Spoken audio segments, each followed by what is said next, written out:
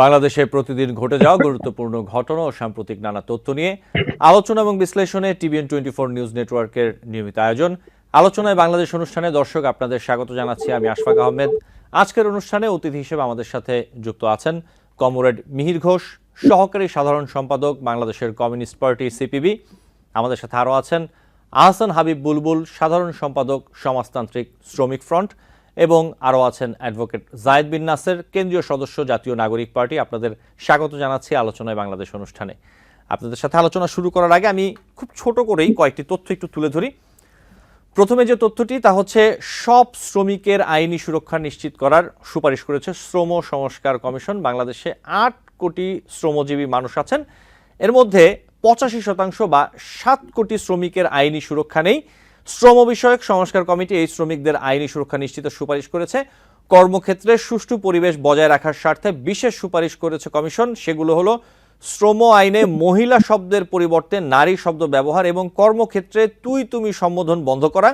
সোমবার প্রধান উপদেষ্টা অধ্যাপক ডক্টর মোহাম্মদ ইউনূসের কাছে শ্রম সংস্কার কমিশন তাদের প্রতিবেদনটি জমা দেয়।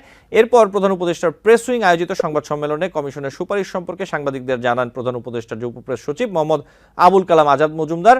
জানানো হয়, দেশের শ্রমিকদের জন্য, বাংলাদেশের শ্রমিকদের জন্য জাতীয় ন্যূনতম মজুরি নির্ধারণের সুপারিশ করেছে কমিশন। লক্ষ্য হলো কোনো শ্রমিক যেন তার চেয়ে কম মজুরি না পান তা নিশ্চিত করা। সেই সঙ্গে শ্রমিকদের নিবন্ধন থেকে শুরু করে পরিচয়পত্র দেওয়ার সুপারিশ করা হয়েছে। সাম্প্রতিক শ্রমিক আন্দোলনে শ্রমিকদের বিরুদ্ধে যেসব মামলা করা হয়েছে সেসব মামলা দ্রুত প্রত্যাহার করার কথাও বলছে কমিশন। এরপর যে তথ্যটি তা হচ্ছে গণ অভ্যুত্থানের মুখে ক্ষমতাচ্যুত সাবেক প্রধানমন্ত্রী শেখ হাসিনা সহ তার পরিবারের 10 জনের জাতীয় পরিচয়পত্র এনআইডি লক করেছে নির্বাচন কমিশনের জাতীয় পরিচয় নিবন্ধন অনুবিভাগ। ইসির সংশ্লিষ্ট কর্মকর্তারা জানান, এনআইডি লকের অর্থ হলো এর তথ্য যাচাই, সংশোধন বা পরিবর্তন করা সম্ভব নয়। লক করা এনআইডি কার্যত আর ব্যবহার করা যায় না। এর ফলে বিভিন্ন সেবা পেতে এই 10 জনের এনআইডির তথ্য যাচাই বা সংশোধন করার সুযোগ থাকবে না। ইসি সূত্র জানায় যে 10 জনের এনআইডি লক করা হয়েছে। তারা হলেন শেখ হাসিনা, সজীব আহমেদ ওয়াজেদ, সাইমা ওয়াজেদ, রেহানা সিদ্দিকী, টিলিপ, রিজওয়ানা সিদ্দিকী, আজমিনা সিদ্দিক, শাহিন সিদ্দিক, বুশরা সিদ্দিক, রাদওয়ান মুজিব সিদ্দিক ও তারিক আহমেদ সিদ্দিক। এবং আরেকটি তথ্য সবশেষ, সেটি হচ্ছে বাংলাদেশ সংসারবন্দী পার্টি, এটি একটি রাজনৈতিক দলের নাম। তারা নির্বাচন কমিশনে দল হিসেবে নিবন্ধন পেতে চায়। একইভাবে নিবন্ধন পেতে চায় বাংলাদেশ শান্তির দল, আরেকটি হচ্ছে দেশ বাঁচাও মানুষ বাঁচাও আন্দোলন, আরেকটি জাতীয় ভূমিহীন পার্টি, বাংলাদেশ বেকার সমাজ, বাংলাদেশ জনপ্রিয় পার্টি, জনতার কথা বলে, এই ধরনের নামের অনেকগুলো দল। নির্বাচন কমিশন সূত্র বলছে রবিবার পর্যন্ত 65টি দল নিবন্ধনের জন্য আবেদন করেছে। এর বাইরে আরও 66টি দল নিবন্ধনের আবেদন জমা দেওয়ার সময় বাড়ানোর দাবি জানায়। এই দলগুলোর বেশিরভাগই নাম সর্বস্ব, এমনটা বলা হচ্ছে একটি প্রতিবেদনে। তাদের কোনো কার্যক্রম চোখে পড়ে না। নতুন ঘোষণা অনুযায়ী আগামী 22 জুন পর্যন্ত নিবন্ধনের জন্য আবেদন করা যাবে। নির্বাচন কমিশন সময় বাড়িয়েছে। এই ছিল কিছু তথ্য। আমি শুরুতে আসতে চাই কমরেড মিহির ঘোষ, আপনার কাছে যেই বিষয়টি নিয়ে, তা হচ্ছে যে বিএনপির সাথে আপনাদের বৈঠক হয়েছে রবিবার। বিএনপির সাথে আপনাদের বৈঠকে কি কি বিষয় নিয়ে আলোচনা হলো, নির্বাচন সংস্কার এবং এই বিষয়গুলো নিয়ে আপনারা কি কি সিদ্ধান্ত অথবা কোন বিষয়গুলো মূলত আসলে আলোচনা করেছেন, যদি একটু দর্শকদের বলতেন। ধন্যবাদ দর্শক শ্রোতাদেরকে এবং আমার সহ আলোচকবৃন্দকে শুভেচ্ছা জানাই। আসলে ওভাবে যদি বলেন যে বৈঠক, কালকে বিএনপির সাথে আমাদের কোনো আনুষ্ঠানিক বৈঠক ছিল না। এটা ছিল একটা অনানুষ্ঠানিক, যেটা আমাদের বিভিন্ন রাজনৈতিক দলের সাথে প্রায়শই হয়ে থাকে। আমরা হয়তো নানা অনুষ্ঠানে চার টেবিলে যদি রাজনৈতিক নেতৃবৃন্দ যদি একসাথে চাও খায়, সেখানে তো আসলে কিছু রাজনৈতিক আলোচনা হবে। আমাদের কালকে যে আলোচনাটা হয়েছে এটা অনানুষ্ঠানিক, এবং আমরা যে বৈঠকের জন্য, হ্যাঁ বৈঠক হবে, সেটা আমাদের একটা জোট আছে। সেই জোটে আমরা আলোচনা করে নিয়ে, বাম গণতান্ত্রিক জোট, সেই জোটগত ভাবেই আমরা বিএনপির সাথে আনুষ্ঠানিক আলোচনা অবশ্যই আমরা করব। তবে কালকে কিছু কথা হয়েছে, আমরা একসাথে বসেছিলাম, একসাথে চা খেয়েছি, কিছু কথা হয়েছে। সেখানে আমাদের যে বিষয়টা আমরা একমত হয়েছি, বা যেটা আসলে আমরা পরস্পরকে বুঝার চেষ্টা করেছি। এবং আপনারা জানেন যে 5 আগস্ট ছাত্র জনতার একটা ঐতিহাসিক গণঅভ্যুত্থান, এই গণঅভ্যুত্থানের মধ্য দিয়ে দেশে ফ্যাসিস্ট আমাদের যে 15 বছর ধরে যে ফ্যাসিস্ট শেখ হাসিনা গণতন্ত্রকে হত্যা করেছিল, নির্বাচনকে নির্বাসনে পাঠিয়েছিল, সেই এবং লুটপাটের একটা স্বর্গরাজ্য বাংলাদেশে পরিণত করেছিল, সেই শেখ হাসিনার পতন হয়েছে, দেশ থেকে বাধ্য হয়েছে। তার পরবর্তীতে অন্তর্বর্তীকালীন সরকার তারা এসেছেন, আমরা স্বাগত জানিয়েছি। আমরা যে যার মতো অবস্থানে, বিএনপি তার সে কিছু রাজনৈতিক দলের সাথে যুগপৎ করেছে, আমরা কারোর সাথে যুগপৎ, আমরা বাম গণতান্ত্রিক জোট গতভাবে আন্দোলন করেছি এবং আমরা আমাদের সমমনা কিছু রাজনৈতিক দলের সাথে বাংলাদেশ জাসদ, ঐক্য, ন্যাপ, ফ্যাসিবাদ বিরোধী বাম মোর্চার সাথে আমরা গণঅভ্যুত্থান পূর্ববর্তী সময়ে বা যেটা আমাদের এখনো অব্যাহত রাখার চেষ্টা করছি সেটা আমরা যুগপৎ করেছি। যে যার মতো আমরা রাজপথে ছিলাম। আমাদের লক্ষ্য একটা ছিল যে ফ্যাসিস্ট শেখ হাসিনার পতন ত্বরান্বিত করা এবং জুলাই আগস্টের ছাত্র জনতা যেভাবে এগিয়ে এসেছে, ছাত্ররা যেটা আন্দোলনকে লিড করেছে, তারা আন্দোলনটাকে একটা কোটা আন্দোলন থেকে সেটা কোটা বিরোধী আন্দোলন থেকে সেটা শেখ হাসিনার পতন, ফ্যাসিস্টের পতন এবং বৈষম্য বিরোধী আন্দোলনে পরিণত হয়। যাই হোক, আমরা যেটা সেই জায়গা থেকে আমরা এই সরকারে অন্তর্বর্তীকালীন সরকারের প্রধান হয়েছে ডক্টর মোহাম্মদ ইউনূস এবং মীর ঘোষ, উপদেষ্টা আমি পরিষদ যদি গঠন একটু হয়েছে। আপনার কাছে প্রশ্ন রাখি, আপনারা যে গতকাল আলোচনা করেছেন সেখানে ডিসেম্বরের, আমি বাংলাদেশের বিভিন্ন গণমাধ্যমে যেটি দেখলাম যে ডিসেম্বরের আগেই নির্বাচন সম্ভব, দেরি হলে সংকট বাড়বে, এই ধরনের আলোচনা অথবা এই ধরনের কথাও বলেছেন আপনাদের সেখান থেকে। তো এই বিষয়টি সম্পর্কে যদি বলতেন যে ডিসেম্বরের আগেই নির্বাচন সম্ভব, এই বিষয়টি নিয়ে আপনারা আলোচনা করেছেন কিনা? হ্যাঁ, আমরা এটা আমরা মোটামুটি ভাবে আমরা তো আমি সেটাই বলছিলাম, আমি শুরু করেছিলাম ওই কারণেই যে অন্তর্বর্তীকালীন সরকার ক্ষমতা আসার পর আমরা 5 তারিখে কিন্তু আমরা বলেছি অভ্যুত্থান পরবর্তী সময়ে যে এটা একটা বিজয়, তবে গণতন্ত্রের সংগ্রাম, ভোটাধিকারের সংগ্রাম এটা জারি থাকবে, এটা অব্যাহত থাকবে। আমরা 5 তারিখে বাম জোটের পক্ষ থেকে আমরা স্টেটমেন্ট করেছিলাম, বিবৃতি দিয়েছিলাম, জাতির কাছে বলেছিলাম।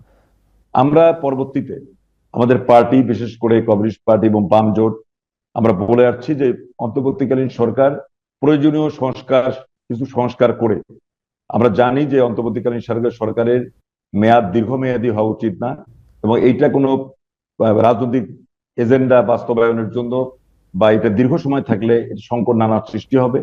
সেখানে আমরা মনে করি যে জনগণের যে আকাঙ্ক্ষা, যে জন আকাঙ্ক্ষা 15 বছরের, সেই জন আকাঙ্ক্ষা ছিল যে বিগত ফ্যাসিস্ট আওয়ামী লীগ জি, মীর ঘোষ, নির্বাচনে পাঠিয়েছে আমি একটু 14, 18।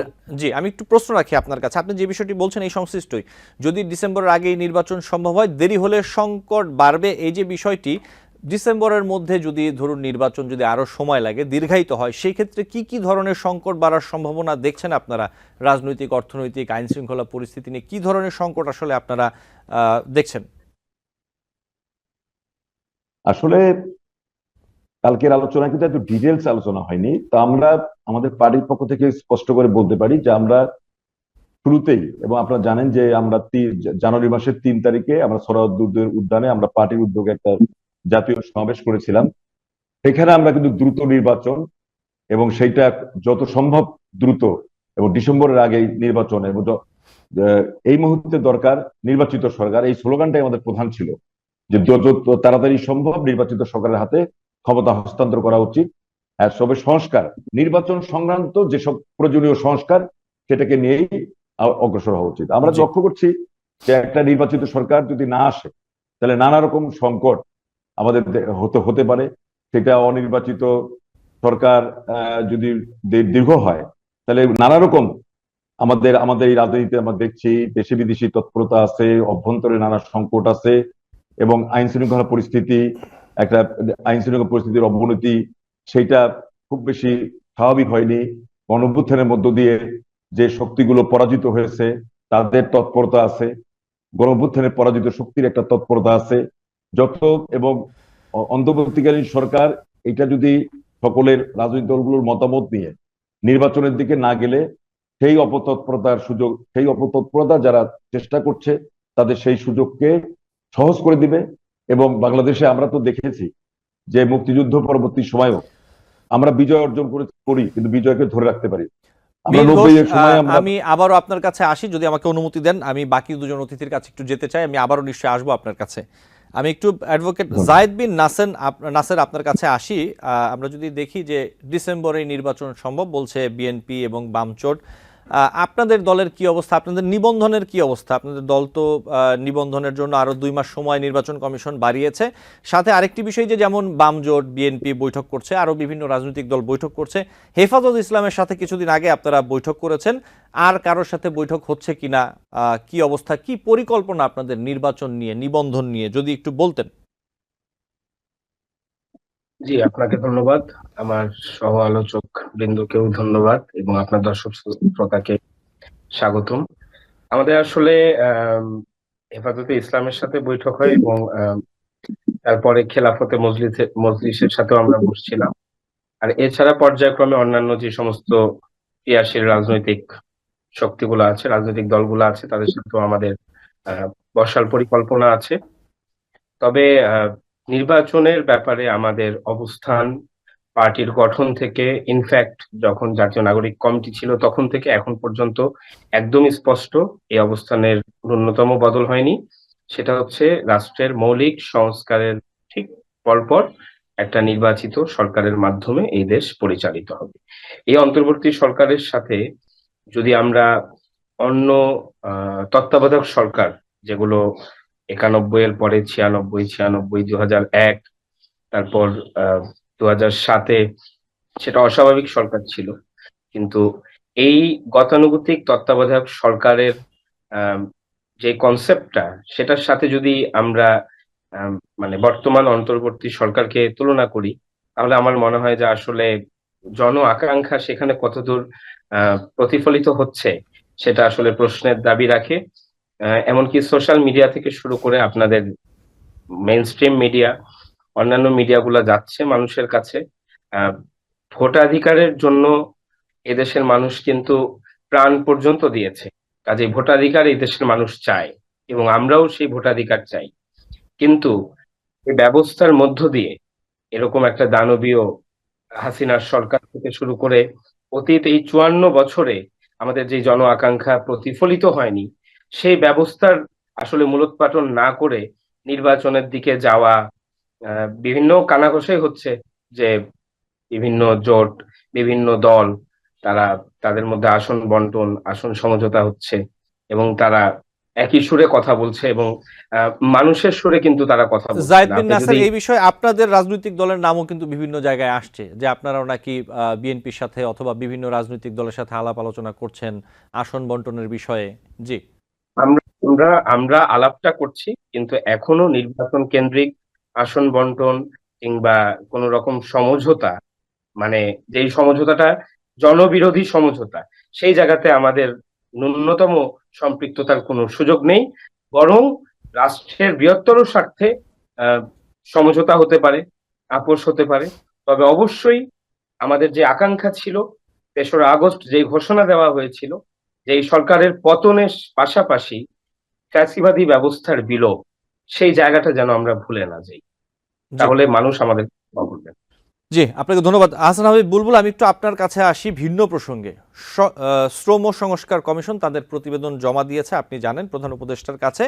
আমি আর বিস্তারিত প্রস্তাবগুলো বলবো না, আমি একটু আপনার কাছে প্রশ্ন যেটি রাখতে চাই যে এতে যে প্রস্তাবগুলো আছে, আপনি যদি একটু বলতেন যে 4-5 মিনিটের মধ্যে ছোট করে, যে কোন প্রস্তাবগুলোর সাথে আসলে আপনি বা আপনারা একমত, কোন প্রস্তাবগুলো নিয়ে একটু দ্বিমত রয়েছে, অথবা কোন প্রস্তাবগুলো নিয়ে আরো আলোচনা প্রয়োজন বলে আপনি মনে করেন। আহসান হাবিব বুলবুল।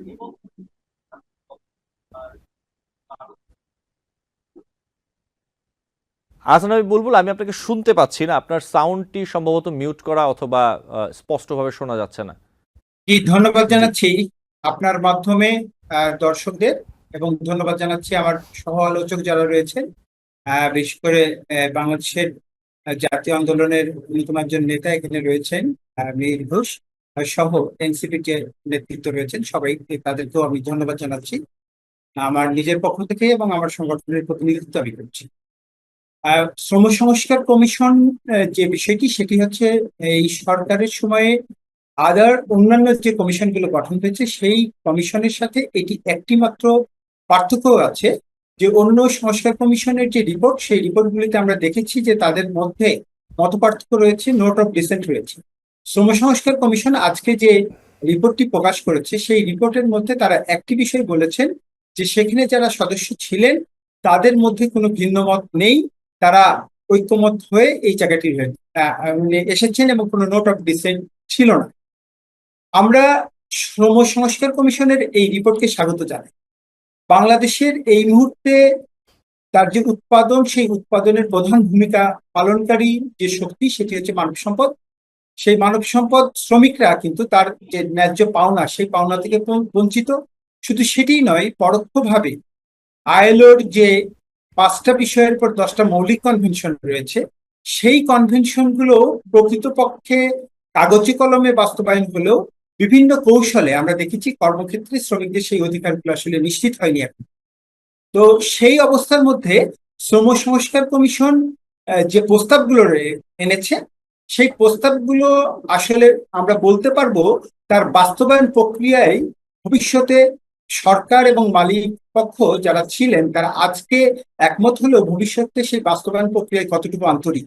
কারণ এখন পর্যন্ত শ্রম সংস্কার কমিশনের যে রিপোর্টগুলো রয়েছে তার একটি প্রথম রিপোর্ট হচ্ছে যে সকল শ্রমিককে এই তার আইনি সুরক্ষা, অধিকারের আইনি সুরক্ষা নিশ্চিত করার সুপারিশ বলা হয়েছে।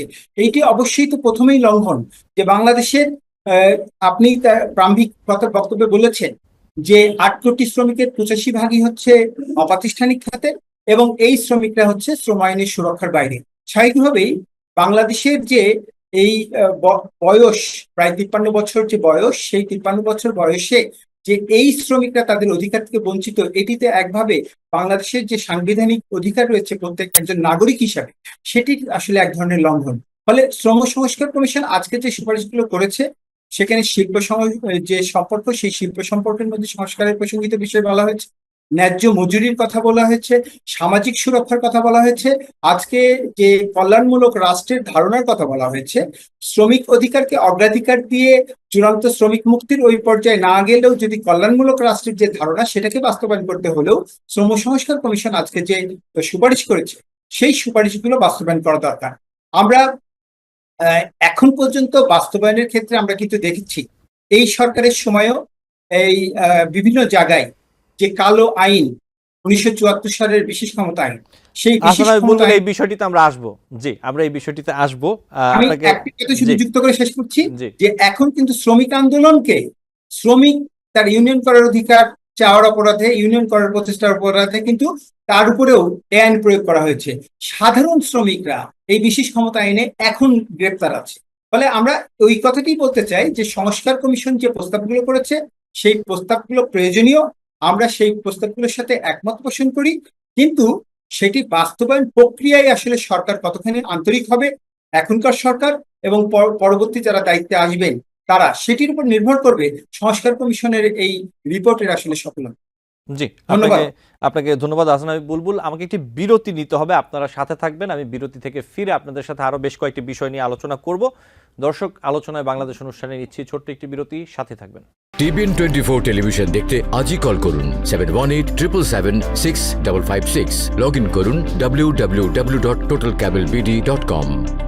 দর্শক, আলোচনায় বাংলাদেশ অনুষ্ঠানে আপনাদের আবারও স্বাগত জানাচ্ছি। আমাদের সাথে 3 জন অতিথি আছেন। আমি বিরতির পর একটু আসতে চাই কমরেড মিহির ঘোষ, আপনার কাছে যে বিষয়টা নিয়ে যেতে চাই তা হচ্ছে যে এই যে বিএনপির সাথে আপনাদের যেটি বলছিলেন যে চা চক্র অথবা স্বাভাবিকভাবে একটি সাক্ষাৎ, সৌজন্য সাক্ষাৎ অথবা বৈঠক যেভাবেই বলি, আমরা যদি দেখি যে 5 আগস্টের পর নানা ইস্যুতে বিএনপি জামায়াতের মধ্যে এক ধরনের দূরত্ব তৈরি হয়েছে। যদিও কিছুদিন আগে জামায়াতের আমির লন্ডনে যে বিএনপি চেয়ারপারসনের সাথে দেখা করেছেন, কিন্তু এখন যে বিষয়টি, যদি আমি আপনার কাছে একটি প্রশ্ন রাখি খুব সহজভাবে, যে বাম জোটের সাথে কি বিএনপির ঘনিষ্ঠতা আসলে বাড়ছে কিনা, এই ব্যাপারে আপনি কি বলবেন? বাম জোটের সাথে ঘনিষ্ঠতার বিষয় না, বিশেষ ঘনিষ্ঠতার বিষয় কারোর সাথে আলাদা করার বিষয় না। অবশ্যই আমরা একটা রাজনৈতিক সংস্কৃতির মধ্যে, রাজনৈতিক সংস্কৃতি যেটা আমাদের ধ্বংস হয়ে গেছিল, আমাদের রাজনৈতিক সংস্কৃতি গড়ে উঠুক এই অভ্যুত্থানের মধ্য দিয়ে। আমরা মত পথের ভিন্নতা থাকবে, বিএনপির সব বিষয়ে আমরা একমত হব, এনসিপির সব বিষয়ে একমত হব, বা তারা আমাদের সব বিষয়ে একমত হবে, এটা এই রাজনৈতিক আমাদের এটা থাকবেই না। তাহলে তো আমরা একদলই করতাম। আমরা ভিন্ন ভিন্ন দল করি, ভিন্ন ভিন্ন জোট করি। বাম জোটের সাথে বিএনপির ঘনিষ্ঠতার যে বিষয়টা আপনি বলছেন, আসলে আমরা যে বক্তব্যটা দিচ্ছি যে আমরা সংস্কার বিরোধী না, এই রাষ্ট্রের সংস্কার হওয়া দরকার। এবং আমরা মনে করি ফ্যাসিবাদের শেখ হাসিনা পতন হলেও ফ্যাসিজম এইটা রাষ্ট্রে এই ব্যবস্থাটা যদি বদল না হয়, আমরা 90 দেখেছি স্বৈরাচারকে পতন ঘটিয়েছি, আমরা এরশাদকে পতন ঘটিয়েছিলাম, কিন্তু স্বৈরতান্ত্রিক ব্যবস্থাটাকে বহাল ছিল বলেই সেখান থেকে ফ্যাসিজম বা স্বৈরাচারের আরো বড় করে এসেছে, আরো ভয়াবহ রূপ নিয়ে স্বৈরাচার আমাদের সামনে এসেছে। সেজন্য আমরা ব্যবস্থা বদলের কথা, আমরা বাম জোট, আমরা কিন্তু পরিষ্কারভাবে আন্দোলনে সবসময় বলেছি দুঃশাসন হটাও, ব্যবস্থা বদলাও, বিকল্প করো। আমরা কিন্তু প্রচলিত যে রাজনীতি 54 বছরের, সেই প্রচলিত রাজনীতি যারা রাষ্ট্র ক্ষমতায় ছিল, আমরা তাদের রাষ্ট্র পরিচালনায় আমরা কিন্তু সন্তুষ্ট না, এদেশের মানুষ কোনো সময় সন্তুষ্ট হতে পারেনি। এবং আমরা যারা বাম জোট করেছি, আমরা মনে করি যে এই ব্যবস্থাকে রেখে যে প্রচলিত ব্যবস্থা বা যে প্রচলিত রাজনৈতিক দলগুলো যারা রাষ্ট্র ক্ষমতায় ছিল, তারা কিন্তু সেটা করতে পারেনি। আমরা সেই জন্যই একটা বিকল্পের আহ্বান জানিয়েছি, দুঃশাসন হটানোর পরে আমরা ব্যবস্থা বদল এবং বিকল্প করো, এই স্লোগানটা দিয়েছি আমরা একটা ব্যবস্থা বদলের। আমাদের সেই জায়গায় বিএনপির সাথে আমাদের মিলের চেয়ে অমিলের জায়গাটা অনেক আছে, সেই জন্য আমরা মনে করি। কিন্তু আমরা মিলের জায়গাটা কোথায়? আমরা অভ্যুত্থানের পরে আমরা মনে করি অন্তর্বর্তীকালীন সরকার এই অভ্যুত্থানের মধ্য দিয়ে এইটা দীর্ঘ হওয়ার পরে কোনো সুযোগ নাই, বা এটা হওয়া উচিত না। এইটা দীর্ঘ হলে আসলে অন্তর্বর্তীকালীন সরকার অন্তর্বর্তীকালীন থাকবে না, এটা একটা রাজনৈতিক এজেন্ডা, তাদের কিছু রাজনৈতিক এজেন্ডা চলে আসবে, এবং সেই রাজনৈতিক এজেন্ডা তারা হয়তো বা কিছু রাজনৈতিক দল অন্তর্বর্তী সরকারকে ব্যবহার করে সে তাদের নিজস্ব রাজনৈতিক এজেন্ডা বাস্তবায়নেরও সুযোগ খুঁজবে। আমরা সেই কারণেই মনে করি যে এই আমরা সবাই জাতির কাছে কমিটেড, আমরা অতীতেও ছিলাম, হয়তো সেখানে আমাদের ব্যর্থতা আছে, কিন্তু আমরা মনে করি যে এইবারের যে অভ্যুত্থান, সেখানে প্রত্যেকটা রাজনৈতিক দলকে সেই শিক্ষাই দিয়েছে যে না, রাষ্ট্রের সংস্কার হওয়া উচিত এবং ব্যবস্থার পরিবর্তন হওয়া উচিত। এবং এই যে ফ্যাসিস্টকে আমরা দেশ থেকে বাধ্য করলাম, পতন ঘটাতে বাধ্য করলাম, সেই ফ্যাসিস্ট আবার যাতে কোনো ফ্যাসিস্ট এই দেশে আর একটা ফ্যাসিজম যদি থেকে যায়, তাহলে আরেকটা নতুন ফ্যাসিস্টের সুযোগ আসবে, সেই সুযোগটা আমরা উচ্ছেদ করতে চাই। জি। আমরা সেখানে নির্বাচন দিয়ে আমরা জাতির কাছে সকল রাজনৈতিক দলই বা যারা রাজপথে ছিল, আন্দোলনে ছিল, এই 15 বছর জুলাই আগস্টের অভ্যুত্থান, এটা শুধুমাত্র জুলাই আগস্টের বিষয়, এটা 15 বছর ধরে যে শেখ হাসিনার বিরুদ্ধে যে লড়াই, যে লুটপাটের বিরুদ্ধে যে নির্বাচনকে নির্বাসনে পাঠানো, গণতন্ত্রকে নির্বাসনে পাঠানো, নানা রকম কালো আইন, কথা বলার স্বাধীনতা কেড়ে নেওয়া, মত প্রকাশের স্বাধীনতা কেড়ে নেওয়া, সভা সমাবেশের উপরে নিষেধাজ্ঞা, এইটার একটা জড় আকাঙ্ক্ষা গড়ে উঠেছিল যে আমরা লুটপাটের অবসান চাই, আমরা গণতন্ত্র ফিরিয়ে চাই, আমরা মত প্রকাশের স্বাধীনতা চাই, আমরা বিভিন্ন শ্রেণী পেশার যে দাবিগুলো নিয়ে রাজপথে আছে যারা, তাদের সেই দাবিগুলো আমরা এই ইয়ের মধ্য দিয়ে শেখ হাসিনার পতনের মধ্য দিয়ে আমরা শুরু করতে চাই। জি, আমরা আপনাকে ধন্যবাদ সেইটাই মীর ঘোষ। শুরু আমি জি, যদি শেষ করতেন, আমি অতিথিদের কাছে যেতে চাচ্ছিলাম, আমাদের হাতে সময় সীমিত। জি হ্যাঁ, জি আমাকে বলছেন। জি জি জি জি জি হ্যাঁ, আমি শেষ করছি। জি সে কারণে আমরা মনে করি যে নতুন কোন এজেন্ডা, এই আপনার গণঅভ্যুত্থানের এজেন্ডা নিশ্চয়ই সংবিধানকে ছুঁড়ে ফেরা ছিল না, এই গণঅভ্যুত্থানের এজেন্ডা নিশ্চয়ই মুক্তিযুদ্ধকে প্রশ্নবিদ্ধ করা ছিল না, এই গণঅভ্যুত্থানের এজেন্ডা নিশ্চয়ই যে মানে আমরা সংস্কার করব, কিন্তু সেই সংস্কার নিয়ে আমাদের মুক্তিযুদ্ধ প্রশ্নবিদ্ধ হোক, 71 47 আবার আলোচনার মধ্যে চলে আসুক, যে 47কে আমরা খারিজ করেছিলাম। 71-এর মুক্তিযুদ্ধ ছিল একটা জনযুদ্ধ। সেইখানে আমরা বলতে পারি, আমরা কমিউনিস্ট পার্টি, ন্যাব, ছাত্র ইউনিয়ন, আমরা নিজেরা যুদ্ধ করেছি, গেরিলা বাহিনী আমাদের ছিল, অন্যান্য বামপন্থী শক্তি, এখানে মৌলানা ভাসানী ছিলেন, এখানে উপদেষ্টা পরিষদ হয়েছিল। 10 এপ্রিল যে অস্থায়ী সরকারের ঘোষণা ছিল, 17 এপ্রিল যারা শপথ দিয়েছিল, সেই ঘোষণায় কি ছিল? সাম্য, মানবিক মর্যাদা, সামাজিক ন্যায়, বিচার। এই উপদেষ্টা পরিষদের মৌলানা ভাসানী ছিলেন, মনির সিং ছিলেন। আমরা যুদ্ধ করেছিলাম, আমরা যার অবস্থান থেকে মুক্তিযুদ্ধ করেছিলাম, এটা জনযুদ্ধ ছিল। সেখানে একটা রাজনৈতিক দল হয়তো তাদের ফোকাস হয়েছে, তারা ছিল, আবার স্বীকার করি না, 30 লক্ষ মানুষ জীবন দিয়েছে, কিন্তু এইটাকে একটা দলের মধ্যে হয়তো সেই দল সেটাকে নিয়ে বিজনেস করেছে, সেটাকে নিয়ে তারা মানুষকে ধোঁকা দিয়েছে, মুক্তিযুদ্ধের মূল আদর্শ থেকে সরে গেছে, সেটা আমরা বলছি না। মুক্তিযুদ্ধের, কিন্তু মুক্তিযুদ্ধকে প্রশ্নবিদ্ধ করা, ৭২-এর সংবিধান, রাষ্ট্রের যে মূলনীতি, সেই মূলনীতিকে ছুঁড়ে ফেলা, এইটা আমাদের গণঅভ্যুত্থানের আকাঙ্ক্ষা ছিল না, গণঅভ্যুত্থানের এজেন্ডা ছিল না। নতুন নতুন এজেন্ডা যুক্ত করে আমরা মনে করি আমাদের আজকের অন্তর্বর্তী সরকারকে কেউ কোনো রাজনৈতিক শক্তি তারা এক জায়গায় অন্তর্বর্তী সরকারকে ব্যবহার করে তাদের রাজনৈতিক এজেন্ডা বাস্তবায়ন করতে চাচ্ছে। আমরা মনে করি এই জায়গায় বাংলাদেশের মানুষ এটা হবে না। সে দ্রুত নির্বাচন, আমরা অন্তর্বর্তী সরকারকে বলবো আপনার সংস্কার টেবিলে থাক, যতটুকু অগ্রসর হওয়া দরকার অগ্রসর হোক। আমাদের আলোচনা চলছে বিভিন্ন রাজনৈতিক দলগুলোর সাথে, আমরা সনদ করতে পারি নাই এখনো ৮ মাসে।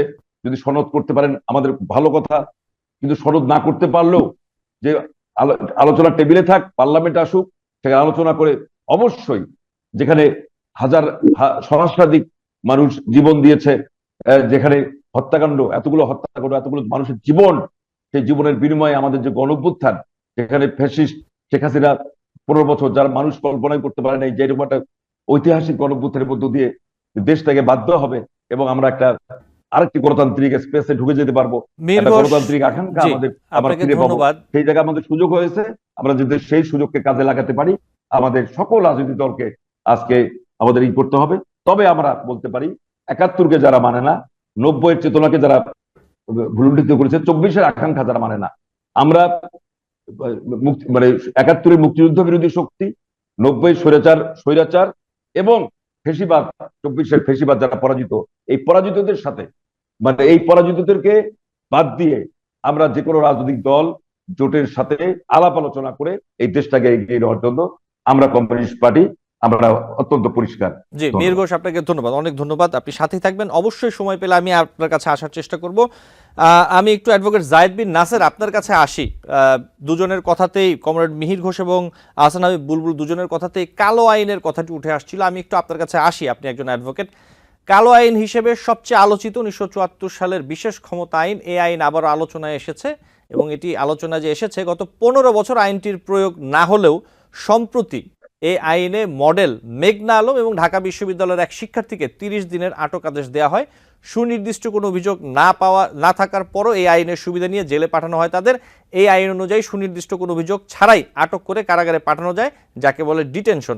এখন আরও কিছু তথ্য আছে, আমি এত লম্বা তথ্যে যাব না, আপনি জানেন বিষয়গুলো। আমি এখানে যেটি বলতে চাচ্ছি, বর্তমান সরকার তো অরাজনৈতিক, যদি রাজনৈতিক সরকারগুলো হয়তো বা তাদের ক্ষমতার ব্যবহার, অপব্যবহার, তাদের প্রয়োজনের কারণে তারা হয়তো এগুলো বাতিল সব করেননি, সবগুলোর কথা বলছি না, কিছু কিছু যেগুলো রয়ে গেছে এখনো। এই সরকার কেন এই আইন ব্যবহার করলো এবং এগুলো কেন তারা বাতিলের উদ্যোগ নিচ্ছে না? জি ধন্যবাদ। এটা অবশ্যই এই সরকারের ব্যর্থতা। আমি আগেই বলে রাখি, আমি অরাজনৈতিক সরকার হিসেবে এটা দেখি না। এটা পার্টিজান কোনো গভর্নমেন্ট না, দলীয় সরকার না। কিন্তু এই নিবর্তনমূলক আটকের যে বিধান সম্বলিত যে আইনের অপপ্রয়োগ হলো, এটা দুর্ভাগ্যজনক। আমরা এটাকে সমর্থন করি, কোনোভাবেই এটাকে সমর্থন করা যায় না। কিন্তু আমরা কয়েকটা কথা না বললেই না, সেটা হচ্ছে ৭১-এর সাথে ২৪-এর আলটিমেটলি কোনো পার্থক্য নাই। মোটা দাগে আপনি যদি দেখেন, সাম্য, মানবিক মর্যাদা, সামাজিক সুবিচারের কথা বললেন দাদা, তো ২৪-এও যেই আন্দোলন হয়েছে সেটার আকাঙ্ক্ষাও ছিল সাম্য, মানবিক মর্যাদা এবং সামাজিক সুবিচারকে বাস্তবায়ন করা। এবং এই ৯০-এর আকাঙ্ক্ষার বিষয়ে দাদা বলছিলেন, সেই সময় আসলে কারা গাদ্দারি করলো দাদারা জানেন, আমাদের চেয়ে অনেক বয়োজ্যেষ্ঠ দাদারা সবকিছুই জানেন। ৯০-এর পরে ৯০-এর যে ৩ জোটের রূপরেখা, সেখানে তার সাথে বিশ্বাসঘাতকতা করলো কে? এবং বিএনপির তরফ থেকে নানান রকম কথা বলা হচ্ছে, ৩১ দফার কথা বলা হচ্ছে। আমি একটা ফাটামাটা প্রশ্ন করি, এই যে নির্বাচনের কথা বলা হচ্ছে, একটা দৃশ্যমান বিচারের জায়গা যদি না তৈরি করা হয়, তবে শেখ হাসিনার যে প্রশ্ন করবে এবং সেই প্রশ্নটা লেজিট হবে যে নতুন যে সরকার আসছে তারা রাজনৈতিক প্রতিহিংসার বশবর্তী হয়ে শেখ হাসিনাকে দেখা যাচ্ছে কোনো শাস্তির সম্মুখীন করছে। আমরা জানি যে সামনে এটাও সংবাদে ছিল, আপনার সুপ্রিম কোর্টের আলাদা বিচার বিভাগের জন্য আলাদা সচিবালয় প্রতিষ্ঠা। এই সমস্ত জায়গাগুলায় বিগত ৫৪ বছর কোন রকম হাত দেওয়া হয়নি। এবং এখন আরেকটা কথা বলা হচ্ছে যে নির্বাচনের মাধ্যমে নাকি সংস্কার হবে, মৌলিক সংস্কার হবে। নির্বাচনের মাধ্যমে, নির্বাচনটা গণতন্ত্রের একটা মাত্র বিষয়, কিন্তু এর সাথে আর বাকি সমস্ত বিষয়গুলোকে কিন্তু অপকৌশলে এড়িয়ে যাবার একটা অপচেষ্টা, এটা অনেক বড় বড় তথাকথিত রাজনৈতিক দলের তরফ থেকে আমরা দেখতে পাচ্ছি। আমি যদি বলি যে 2/3 আসন যদি কেউ না পায়, বিদ্যমান সাংবিধানিক কাঠামোতে তো আপনি সংবিধানে হাতই দিতে পারবেন না। আর এই সংবিধানে তো এমন এমন অনেক জায়গায় হাত দেওয়া হয়েছে। আপনি যেটা নিবর্তনমূলক আটকের কথা বললেন, এই জুলাই তো ছিল 1972-এর যে সমস্ত অপ্রাপ্তি ছিল সেই অপ্রাপ্তিকে পূর্ণাঙ্গতার রূপ দেওয়ার জন্য। 1972-এ যে সমস্ত অপূর্ণাঙ্গতা ছিল সেটাকে পূর্ণ দেওয়া, 1990-তে যে আকাঙ্ক্ষা আমরা বাস্তবায়ন করতে পারি নাই সেটাকে পূর্ণাঙ্গতায় রূপ দেওয়ার জন্য। কারণ 1972 সালে একটা সংবিধান আনা হলো, সেই জায়গাতে বাঙালি জাতীয়তাবাদের নামে একটা বড় অংশকে, একটা বিশেষ জনগোষ্ঠীর মানুষগুলো, তাদেরকে এই সংবিধানে কিন্তু সমস্ত ভাবে অস্বীকার করা হলো। এই 72-এর সংবিধান ছিল সব থেকে সংকীর্ণ অ্যাডভোকেট একটা জাহিদ বিন সংবিধান। নাসের, আপনি এই আপনি জি একটু যদি বুঝিয়ে বলতেন যে আপনি কাদের কথা বলছেন, যে কাদের বাদ দেয়া হলো, অথবা আপনি যদি একটু বিষয়টি বুঝিয়ে বলতেন। আমাদের যারা মারমা, আমাদের যারা বিভিন্ন এরকম নৃতাত্ত্বিক জনগোষ্ঠীগুলো আছে, তাদের তো কোনো রকম সাংবিধানিক স্বীকৃতি 1972 সালে দেওয়া হয় নাই। এবং 1974 সালে, 73 সালে নির্বাচন করে 1974 সালে যে সংশোধনী, তার মাধ্যমে আপনার এই নিবর্তনমূলক আটকাদেশের বিধান সংযুক্ত করা হয়। পাশাপাশি 1972 সালে বারবার গণপরিষদ বিতর্কে যখন বারবার উঠে আসে যে এই সরকার কিন্তু এরকম ভাবে হচ্ছে আপনার স্বৈরতান্ত্রিক হয়ে উঠবে অনুচ্ছেদ 70-এর ফলে, তখন বারবার এক ব্যক্তির কথা বলে বলা হয় যে উনি স্বৈরতান্ত্রিক হবে না। সংবিধান কি কোনো এক ব্যক্তির সরকারের জন্য প্রতিষ্ঠা হয়? সেখানে আপনি বসেন, মিহির দাদা বসেন, বুলবুল ভাই বসেন, বা যেই বসুক না কেন, সংবিধানের একটা কাঠামো থাকবে, রাষ্ট্রের একটা নির্দিষ্ট কাঠামো থাকবে, যেখানে প্রকৃতপক্ষে জনগণের শাসনটা থাকবে। শাসনতন্ত্রের মাধ্যমে জনগণ সবসময় শাসক শ্রেণীকে প্রশ্ন করতে পারবে। সংবিধান তো সেই মেকানিজম। কাজে 1972 সালের সংবিধান মজ্জাগতভাবে স্বৈরতন্ত্র চাষের একটা সংবিধান। এই বাংলাদেশে আর যাতে স্বৈরতন্ত্রের চাষ হতে না পারে, আমি মিহির দাদা তাদের। কিন্তু অ্যাডভোকেট জাহিদ বিন নাসের, আপনাদের এই যে বক্তব্য, আপনাদের এই বক্তব্যের সাথে তো কেউ একমত হচ্ছে না। না বিএনপি, না বাম জোটের যে রাজনৈতিক দলগুলো আছে, তারা সংস্কারের কথা বলছে, তারা তারা তারা কিন্তু আপনাদের এই বক্তব্যের সাথে একমত নয়। জি, কথা বলছি, আমরা 1990-এর কথা বলছি। 2007-এ, এটা দাদা জানেন ভালো করে, যে একটা সংবিধানের সংশোধনী আনা হয় শুধুমাত্র বিচারপতিদের বয়স সীমা বাড়ানো সংক্রান্ত, এবং যার ফলে 2007 সালে আমাদের 2টা বছর এই দেশ কিভাবে করে হোঁচট খেয়েছে সেটা দাদারা সাক্ষী। সেটা আমরা সেই সময় কিশোর, কিন্তু দাদারা তো সেটার সাক্ষী। কাজেই তাদের এখন শুভ বুদ্ধির উদয় হবে, এটা তাদের রাজনৈতিক অনুজ হিসেবে তাদের কাছে আমাদের হাত জোর করে বিনীতভাবে অনুরোধ যে আপনারা অতীত ভুলে যাবেন না। অতীতের সেই সমস্ত শিক্ষা থেকে আপনারা এখন একমত হন যে 72-এর সংবিধান যে একটা ইনক্লুসিভ সংবিধান ছিল না, সেটা যে স্বৈরতন্ত্র করবার জন্য বিশ্বে যতগুলো সংবিধান আছে তার মধ্যে যদি প্রথম দিকে ধরা হয়, প্রথম 5টা সংবিধানের মধ্যে বাংলাদেশের 1972 সালের সংবিধান থাকবে। লাখ লাখ জনগোষ্ঠীকে সেখানে অস্বীকার করা হয়েছে। একটা সংবিধান বুঝলেন তো, সমস্ত জনগোষ্ঠীকে ধারণ করতে হয় সংবিধানকে, না হলে সেই সংবিধান মাননীয় হয় না, মান্য করে না দেশের জনগণ। কাজেই 1972 সালে তো এই সংবিধানে লাখ লাখ জনগোষ্ঠীকে প্রথমে ইনক্লুসিভিটি থেকে বাদ দিয়ে দেওয়া হয়েছে। কাজেই সেই সংবিধান, যেই সংবিধান থেকে সংবিধান ইনক্লুসিভ না, যেই সংবিধান স্বৈরতন্ত্রের চাষাবাদ করে, সেই সংবিধানের বিরুদ্ধে অবস্থান নিতে হবে। এবং 1971, 1990 এবং 2024 এই তিনটাকে এক সূত্রে গেথে, এক সুতিমালায় গেথে আমাদের নতুন দিকে পথ চলতে হবে এবং নতুন ভাবে দেশকে গড়বার জন্য। জি, অ্যাডভোকেট জাহিদ বিন নাসের, আপনি যে কথাটি বলছেন এটিও তো একটি গণতান্ত্রিক পন্থাতেই করতে হবে, কিন্তু সেই যে গণতান্ত্রিক পন্থাটি, সেই পন্থার থেকে আমি বলছি যে অন্যান্য রাজনৈতিক দল অথবা আরো যারা অংশীজন আছেন তারা চাচ্ছেন না, তাহলে আপনারা তো একা পড়ে যাচ্ছেন, তাহলে এটা কিভাবে হবে? না, আমরা একা পড়ছি না, আমরা তো ইতিমধ্যে আলাপ আলোচনা শুরু করেছি। কিছু জায়গাতে আপনার বিচ্যুতি আছে, কিছু জায়গায় বুঝার ভুল আছে। সেই সমস্ত জায়গায় আমরা অন্যান্য রাজনৈতিক শক্তিগুলো, আমি তো বলবো যে আমাদের সিপিবির যারা বাংলাদেশপন্থী, বিএনপির যারা বাংলাদেশপন্থী, তারাও ইনশাল্লাহ আমাদের সঙ্গে এসে যুক্ত হবে। আমরা জি। সবার সাথে বন্ধুত্ব করবো এবং সবাইকে বোঝাতে সক্ষম হব বলে আমাদের দৃঢ় বিশ্বাস। এখন কেউ যদি বাস্তবতাকে অস্বীকার করে, আমি এখানে যে কটা কথা বললাম একটাও ফ্যাক্টের বাইরে কথা বলিনি, ইতিহাসের বাইরে আমার বানানো কোনো আজগুবি কথা ছাড়িনি। জি। কাজে আপনার সেই জায়গাগুলোকে আমাদের স্বীকার করে নিতে হবে। আমি যদি সমস্যাকে স্বীকার না করি, আমি কোনোদিন এই সমস্যার সমাধান খুঁজে বের করতে পারবো না। আমার সেই সমস্যাগুলো স্বীকার করতে হবে এবং আমাদেরকে বৃহত্তর জাতীয় রাজনৈতিক ঐক্যমতের দিকে আগাতে হবে। দু একটি আসন সংসদে গেলাম না আগামী 20 বছর, তাতে কি যায় আসে? আমাদের আহ্বায়ক তো বলেছেন যে যদি ঠিকভাবে সংস্কার না হয় আগামী নির্বাচনে আমরা অংশ নিব না, সংসদে যাওয়ার জন্য আমরা লালায়িত না।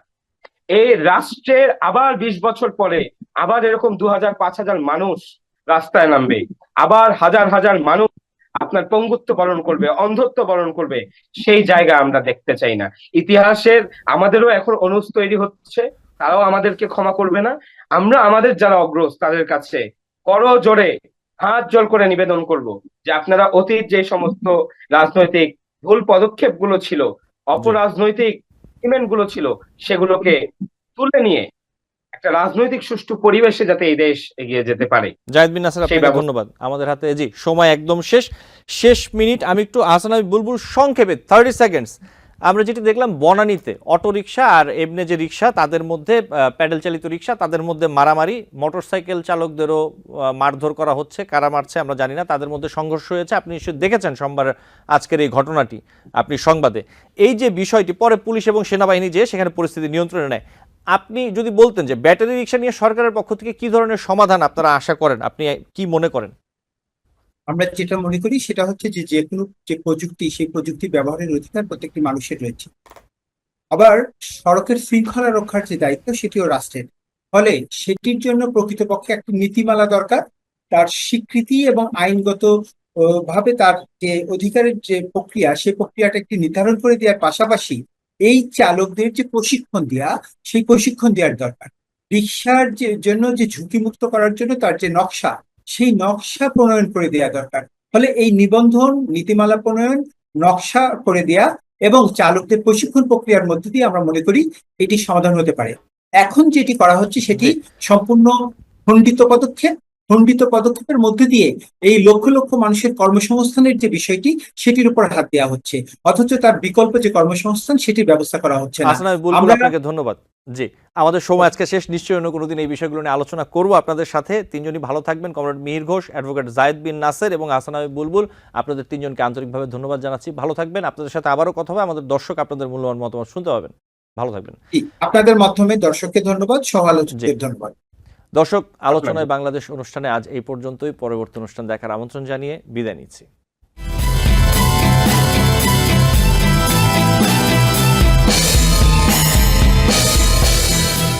টিবিএন 24 টেলিভিশন দেখতে আজই কল করুন 7187776556। লগ ইন করুন www.totalcablebd.com।